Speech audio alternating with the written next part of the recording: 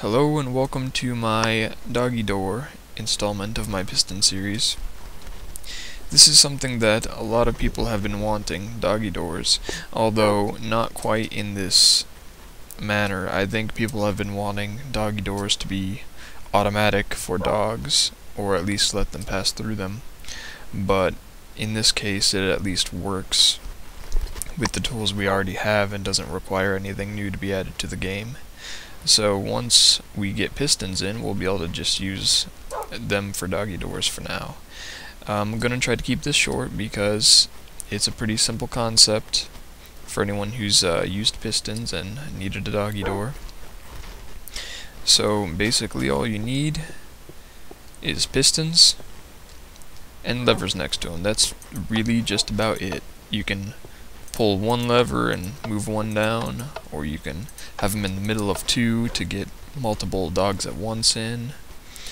Or something that people have been wondering about is not having to deal with this sort of thing and just walking off into your base and assuming that dogs will eventually make their way in, and they may not want these things to be open in case chickens or other things walk in at the time as well.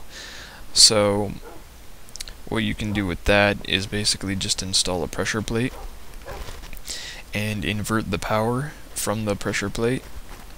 That way, whenever you are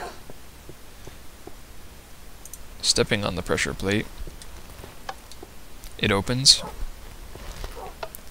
And then if you want to just walk off in some random direction, what I hope that you should be able to do is just maybe install another pressure plate, and as you're walking it should be fine.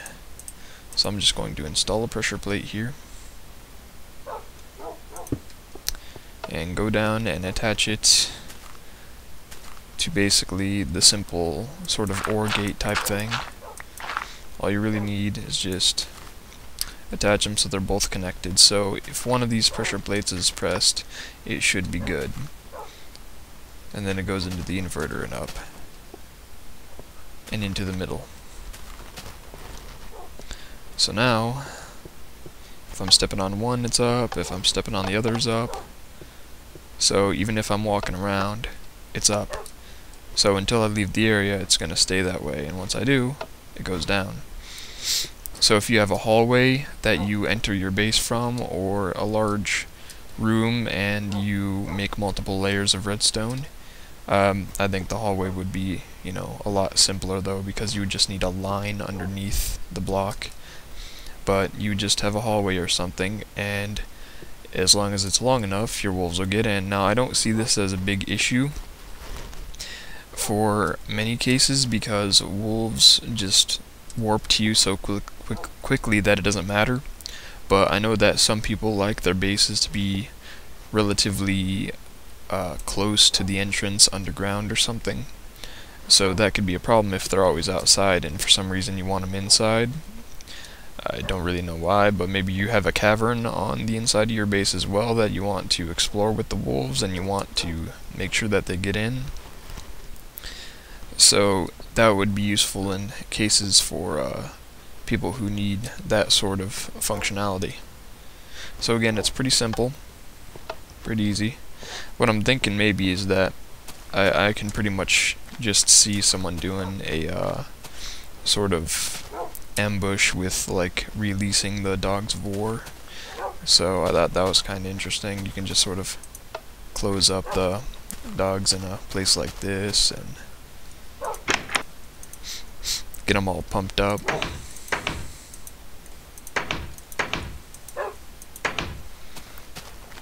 Then just sort of step back and release them. I thought that was interesting. I could just see a room full of dogs like that, and like a machinima or something, and you have just a room full of dogs behind these things. Some are up higher than others, and you just flip a switch and they all just come pouring into the room. Just a massive wolf ambush. So there's a bit more advanced things you can do with this simple concept just like anything else. So get back here. There we go. So anyway, pretty simple. Sort of solves problems and sort of has its own problems, but it's not too bad. So I think that's gonna be a pretty good way to make doggy doors once we get it in the vanilla game, if we do get it in the vanilla game. So see you next time.